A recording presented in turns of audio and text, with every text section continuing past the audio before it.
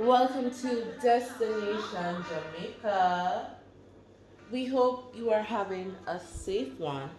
Decided to do this quick video to show you, a few things in Ludi as one of our commenters asked us, how does blocking work?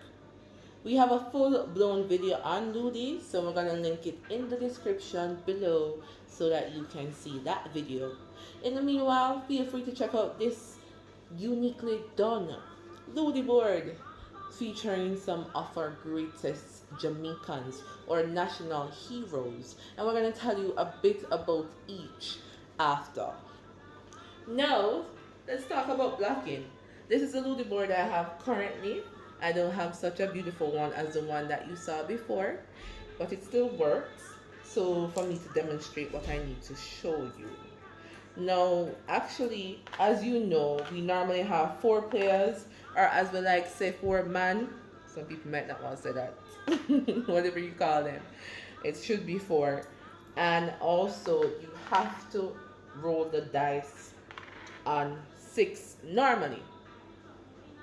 You get a 6 there to burn one of your players, right? If you get double 6, you can burn 2, or you can just burn 1 and just continue with the 6.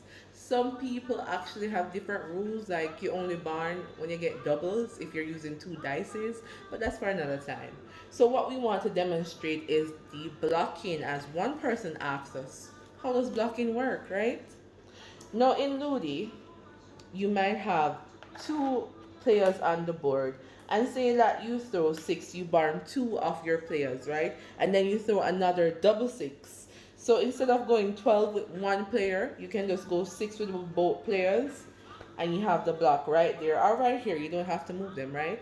But should you move, whatever it is, whatever number you throw should take 2 of your players on the same block so that you can put them on top of each other, right? So that's essentially blocking.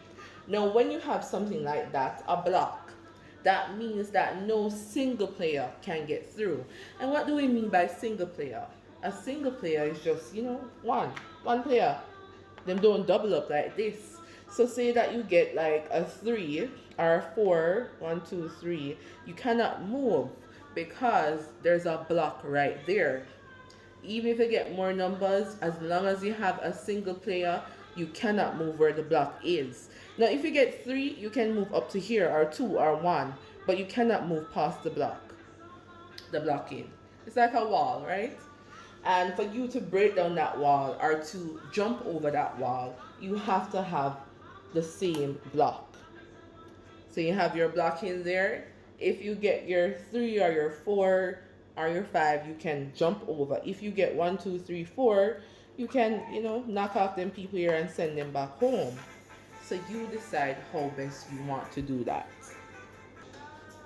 So I hope that clears up blocking for you. It's something that we normally use for fun. You can strategize that, okay, you have your 4 players on the board, you can block, for the other players, granting that they don't get a double on you to knock off your players. But you can strategize, all right, I'm going to have a block here, I'm going to send in my 2 players home, and then I'm going to start to free up the block. It's not always possible. It depends on what the other players are doing on the board, where they are, and so forth, or what you have in mind. Sometimes you want to free up the blocking and knock off a player and then, get your blocking back again. Some people love to play with blockings, with the double players. Some people don't, right?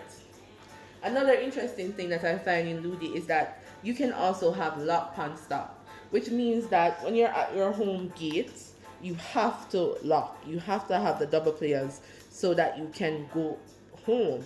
If you don't, if you only have a single player, you have to wait until you have that double player there to make your way home.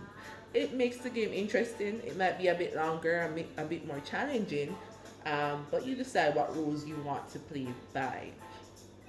Alright, so that's it. We wanted to keep this video quick. Stay tuned for the little info that we put on our creative for the Ludi board that you saw of Sam Sharp, Nanny of the Maroons, Marcus Garvey, and Paul Bogle. 4 wonderful people who fought stand up for us as a people, not just in Jamaica, but around the world. So we're going to tell you a little bit about them, and you can support this Ludi board. Share your culture, right? Promote your culture, preserve your culture by getting one of these Ludi boards. And I'm going to link the I'm going to put the link below. So this is the Jamaican National Heroes Ludi board. You have Paul Bogle, Sam Sharp, Marcus Garvey, and Nanny of the Maroons. We're going to tell you a little bit about them. Let's start with Marcus Garvey. Now, Marcus Garvey is the first black man to mobilize, unite, and empower millions of Africans across the world through his newspaper, Negro World, speeches, and his organization, UNIA, and the short-lived ship, Black Star Line. Nanny of the Maroons is the only female Jamaican national hero. She fought and led her warriors against the British rule with her expert guerrilla tactics and great leadership skills. Sam Sharp, a leader, preacher, and reader who organized and executed the Caribbean greatest slave rebellion known as the Christmas Rebellion that significantly contributed to the abolition of slavery. And last but not least, Paul Bogle. He's a pro-slavery hero. He was the leader of the Morant Bay Rebellion, where he led a powerful protest for justice and fair treatment of all Jamaicans. Paul Bogle and Sam Sharp were executed because of the causes they stood for. Get this board today, a powerful piece of our history.